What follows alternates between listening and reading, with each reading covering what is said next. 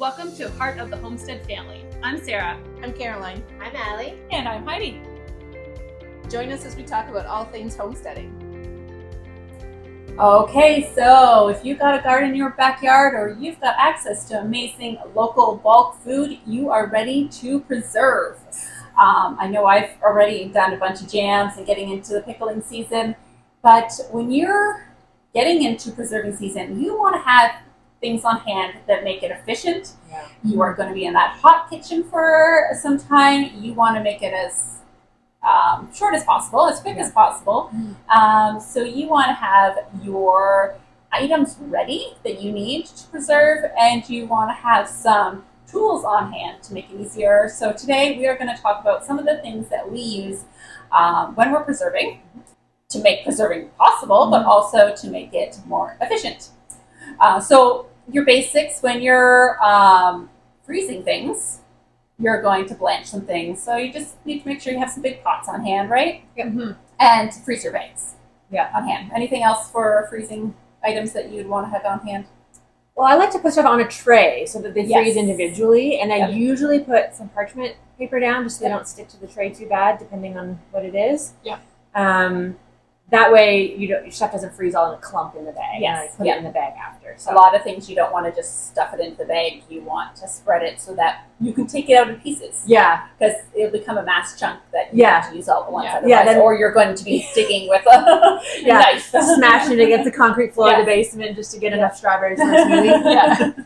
But that also works out too if you know proportion size. You buy the bags that are the right proportion, and then you just freeze it like Mhm. on the bag. That's what my mom does. So then she doesn't have to use the trays. Yes. Right, Yeah. right. You know. Or there's different things that you can use to freeze stuff, especially if they're like liquids or something, which maybe would only apply if you've already made something into a juice or a syrup. But I have some like silicone things that are, you can get them with different size little containers to them. So like I have one that's a 1 cup, so each section is 1 cup. Nice. Or you can use a muffin tin if you have one of those. Especially handy if they're the silicone ones. You just Yes, pop just out the pop it frozen right out. stuff. Yeah. So then they're still frozen in like their chunks. So you can just take out however many pieces you want for what you're doing instead of it being a massive thing that you have to thaw all of it to get some of it off. Yeah, for sure, 100%. Yeah. The other thing about blanching though too, I find is like I don't use just a big. I used to just put in a big pot, but then I'm like skimming out all the food. So now I have like a colander that fits in the pot, Yes. which seems really simple, Oh, yeah. but like yeah, Or even until a you do steam it. basket you could Yeah. put in there, and you're kind of steaming it instead of boiling it. Right. Exactly, yeah. And then you can easily get all of it out Yeah, at the same all at once. exactly. And then That's it's handy. really fast to load another one. You're not reboiling water, right? You're just dumping this one out, putting in a cold bath, and then putting another one in. So Yeah, that's yeah, a great one. so it's Yeah, great. that's good. Yeah. Yeah, so most of those things you would have on hand. Then we get to water bath canning, where you need to just have like a big pot to be able to put your jars in. Mm-hmm. Have your jars on hand, have enough lids on hand. Like you don't want to start canning and you don't have enough of your ceiling lids or your rings. I have run down to the basement once in a while and take all the rings off of all the jars just so I had enough rings. And so you have your jars on hand. Your, like if you need a pectin or any of those supplies. We're also going to be processing those vegetables to can them, whether it's like a salsa or a relish or something. Any tools that you use to make that more efficient? Does cheesecloth count as a tool? I'll line my colanders with cheesecloth when I'm making salsa because sometimes the pieces are really small, and I don't know if maybe my colander just has too big of holes in it. But I find the cheesecloth really helpful, so I just line them with that. Yeah. And some of the recipes will recommend it, and then you can sort of like squeeze out the juice really gently before you move on to the next step. I find I need like multiple colanders, so I've had to like invest in a bit of a collection of them so that I can make big batches all at once. Yes. Yep.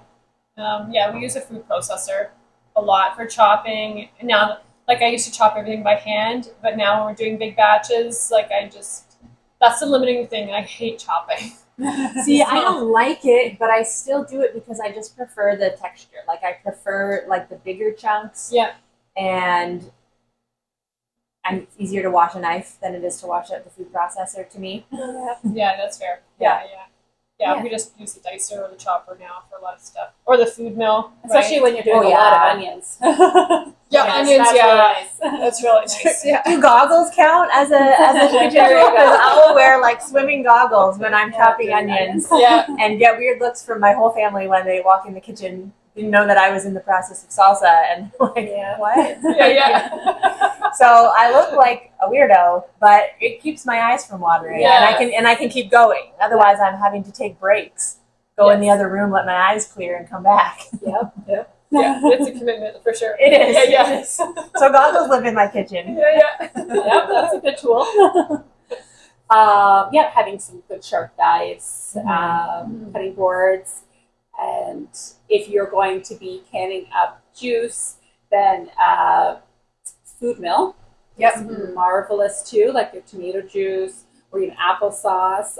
We have a whole blog on the greatness of a food mill, but you're not peeling, you're not taking out the seeds when you're using a food mill, so that really reduces the time. That's anything else that For canning for specifically? water bath canning that you would recommend having on hand? Not for the processing stuff, like for making the vegetable go quicker, not necessarily. Yeah. And And then pressure canning, making sure you have a pressure canner on hand. Yeah, I feel like the tools are pretty similar between those two things. Yeah. You're processing slightly different items in each of those types of canning, but otherwise the tools are similar. yeah. And because a pressure canner is on the stove for so long, like maybe wait the fall, winter to do pressure canning if possible, or have a space outside where.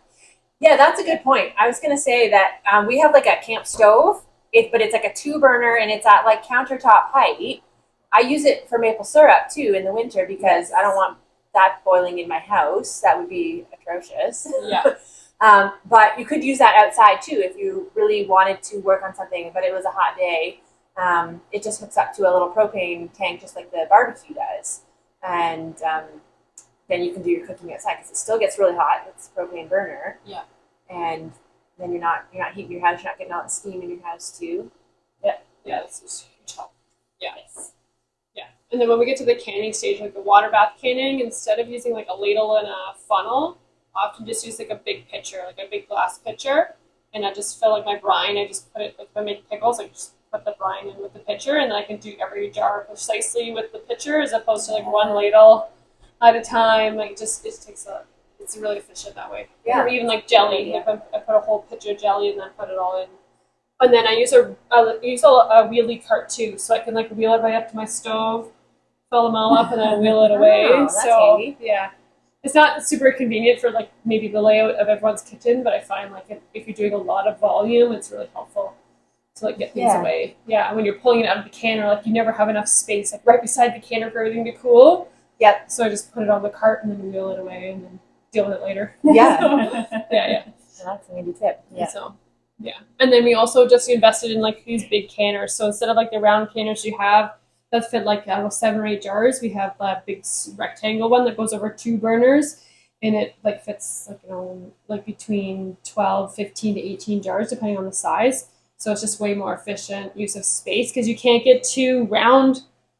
I don't know about you guys, but you can't get 2 round canners. They don't quite fit beside each other. Yeah. So it's a lot of wasted space, whereas with like the rectangle one fits over 2 nicely, and then you've got the 2 burners open for other things. So Yeah, because when you're doing canning on the stove, you've got a pot in addition to your canner that either has the hot brine or it has the jelly in it. Yeah. So you're already using 2, and you sort of have to space those apart from each other. So being able to have a bigger canner just on one side still leaves the other side of the stove.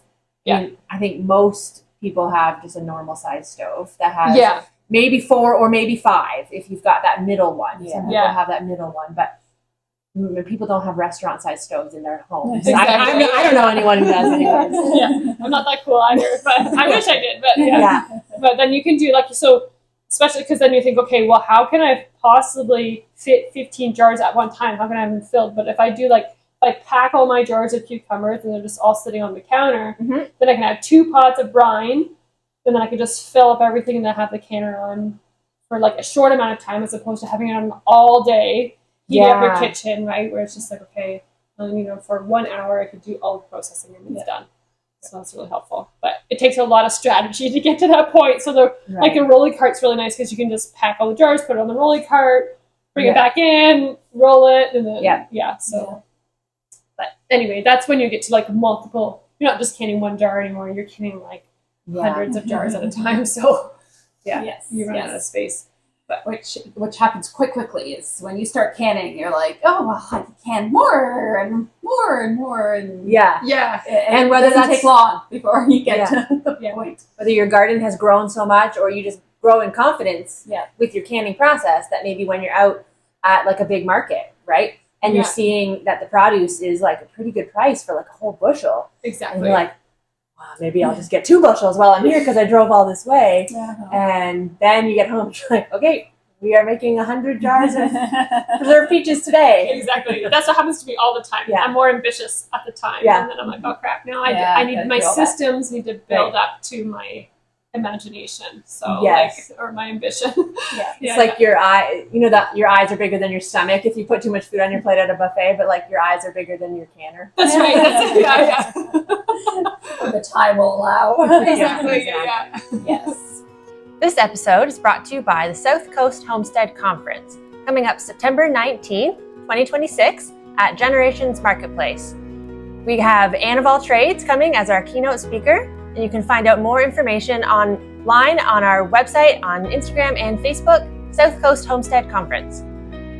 So then fermenting, if you want to ferment some of the foods that are coming in, what you do. Have? Yeah, you do. Yes, Alice. I love fermenting. It's pretty basic, and you can find like alternatives that don't require you to spend a lot of money for fermenting. If you have mason jars, specifically the wide mouth ones, just because it's easier to get the stuff in. I have some little glass weights that sit on top to make sure that your food is under the brine. But you can, depending on what you're making, like if you're making a sauerkraut, you can just use the leaves. You can sort of fold them to like a flat bit, like leaves that haven't been chopped, like the rest of it. And you can use that to kind of hold down what's in there. I have heard even like using a rock in like a plastic bag, and then that rock is your weight. So that's like $0. And then you need some kind of a lid. I have the ones that are like the little silicone ones. They almost look like a little bottle top. And it's a bit of a one-way valve so that the gas can escape. But you can use a regular lid, and you just have to remember to burp it every day, which is like just unscrewing it a little bit to let out some gas so the pressure doesn't build up, and then you put it back down. I like to set my ferments in a tray of some sort, like either just on a small plate if it's just a mason jar, if it's something bigger, maybe on like a cookie sheet, or even just sometimes if I do it on the floor, I just put a towel. Like I just fold up an old towel and put it underneath, and that way I'm not getting like a little trail of juice across my floor. Because sometimes they're just really bubbly and you don't necessarily expect it. But you don't want to mess. So a lot of these things are things you can find around your house or make do with what you have, or you can go ahead and purchase the things that make it even easier, and then those things are set aside. These are my canning weights, these are my fermenting. And then you know where they are, and you can just go back to them time and time again. I did get a bigger crock recently so that when I want to do a bigger batch, instead of using like 6 or 7 of the half-gallon mason jars, because then I run out of the weights. Right. I can't do all my sauerkraut in the mason jars while it's doing its fermenting. So I have the big crock, which comes with the stone weights in it too, and that's super handy. Plus I got one of those wooden mashers. It looks almost like a little mini baseball bat, but it's sort of flat on the one end. And that was just from like an antique store. Like it was secondhand. Nice. So yeah, I just use that to like pound it all in. You can use, if you find some sort of a tool in your kitchen that will pound it down, or just use your fist. That can get tiring. So I like this. I like the masher. And the opposite end of the masher is smaller, so I can use that in a smaller lid jar. So I just use whatever end fits best in the jar. And then I'll decant into the mason jars to put it in my fridge. But at least then I don't have to have so many of the weights. Right. Yeah. But those are great. I like to just chop. I know people who use a food processor to get their sauerkraut ready, like they shred up their cabbage, but I like it a little thicker, a little chunkier, so I just chop it. Yeah, fermenting's pretty straightforward, easy to obtain those items. Dehydrating also not too bad, and you can find dehydrators for a good price on Marketplace. Yeah. So with somebody wanting to dehydrate and then they don't end up dehydrating. Yes. Yeah. Yes, Marketplace is big, good. But yeah, it's like an appliance that just sits around. So you can find one on there and then just putting your things in there. That's pretty much Yeah. all you Yeah. need for dehydrating. My tip with a dehydrator, which probably applies also to like a freeze dryer, is just where you place it in your house matters. Yeah. So I know people who use them outside. They'll put them on their porch, or if they have like an attached garage, they might put it in there. I don't trust my cats if I put it out on my porch. I mean, they probably aren't going to go and like eat my drying fruit, but they might like knock off the thing. Yeah. So, but I have a room at the back of my house that's not actually ventilated with the rest of the house. So I can put it in there and close the doors, and it doesn't heat up my whole house. Mm-hmm. So, and they do make a little bit of noise. So you want to consider that too. But so just find a place in your house where it's not going to bother anybody being on for 24 hours or more. Yeah. And they surprisingly generate a lot of heat. Like you wouldn't think Yeah. of this because they're low temp, but like. But yeah, low temp for a long time, it just keeps adding to it. So find a place that it's not going to be making your air conditioner work too hard when it's in the summer, right? For things like berries and tomatoes and stuff. Yeah, big time. Yeah. Yeah, and then freeze drying would probably very likely be your most expensive way to preserve. Yeah. So not your go-to, but if you get to the scale where you have tons and tons of stuff and want another way of preserving your things, then a freeze dryer, you would need the machine, and then there's all the materials that you need with the machine. But the basic preparingness of a dehydrator by slicing up your stuff and having those tools for it. But there's really no hacks with a dehydrator, right? Or the freeze freeze dryer. dryer. Like you buy it. This is what you use. Yep. And then you buy the trays and the bags to store it in, and Yeah. So. Now, if you can freeze your things ahead of time in a freezer, though, before you put it in the freeze dryer, I've heard that helps. Saves some time on the freeze dryer. Instead of just putting room temperature stuff into your freeze dryer. Yeah. It works that way, but you can just save some energy. So if you have a lot of freezer space, that's a hack you can use to just cut the time. And then if you're making powdered stuff, like if you're freeze drying strawberries and you want to make a strawberry powder, then you have a food processor on hand so that you can powder that as well. Or if you're going to do eggs and want to powder eggs, or there's just different things that you can do in a freeze dryer that you really can't do these other ways that we've talked about already. But there's so many other options that you didn't have to go to that. Of course, So any other tools that we missed out on?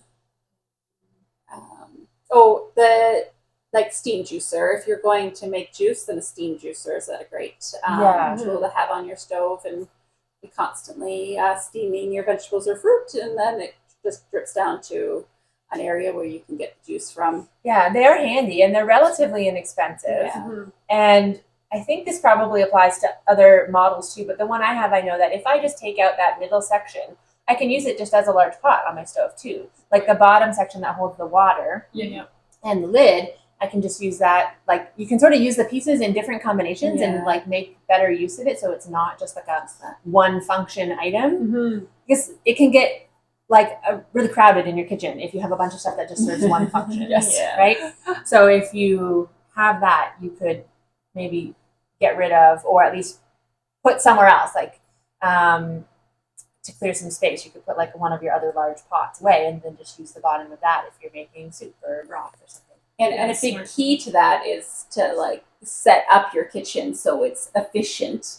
When you are in that harvest time, that all your stuff is ready to go, that when the harvest comes in, you can quickly do the things. You're not like going up and down stairs. You haven't had everything stored in the basement still, and you're going up and down, and that's time consuming too. That you have like boxes of the jars up in the kitchen ready to go. And get them washed before you are bringing that harvest in. And It can be a pretty overwhelming day if you have to do all that. Yes. Yeah. You're often up till midnight, like still canning. Yeah. Like there's lots of times in the past where I'm not prepared, and then like supper comes around and I don't have any supper ready. So then we're like eating, like we're preserving all this wonderful food from our garden, but we're not actually eating garden food that day because I'm too exhausted to make food. So it's like, oh, well, I'm gonna call the delivery guy, or you know what I mean? Like, Get some pizza. Eat while I finish this canning. So then it's like, well, what did I do all this for? So if you can be as prepared as possible, and then maybe like you're going to can that day, so you put a crock pot on so that when supper time comes, food is there. That's a good tip, because when we have busy days, then sometimes you don't think of using a crock pot in the summer because it seems more like a winter comfort food kind of thing, but it's actually very handy. Makes it so handy when you're out all day, and especially when you're not quite sure when you're going to be ready for supper, right? Like even sometimes I'm home all day, but I don't really know when we're going to be getting around to eating, so I don't know when to put something in the oven. Well, a crock pot is like pretty forgiving in terms of when you actually go and retrieve that food to eat. Or you can eat multiple stages. People can eat like it, whenever they walk through the kitchen. Yes, wonderful. Well, all the best in your preserving, and share with us what different ways you are preserving and what you're preserving this season. Thank you for joining us. Make sure to subscribe, leave a review, and until next time, enjoy filling your hearts and your jars.